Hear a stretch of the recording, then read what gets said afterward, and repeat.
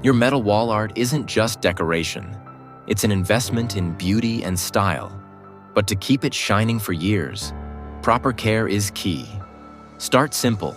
Dust regularly with a soft microfiber cloth or feather duster. This prevents scratches and buildup.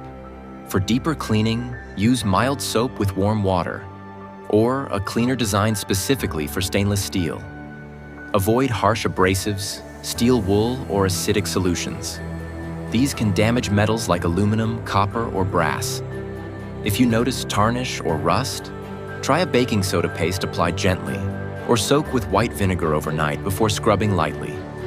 After cleaning, restore the shine with a quality metal polish, always using soft, circular motions.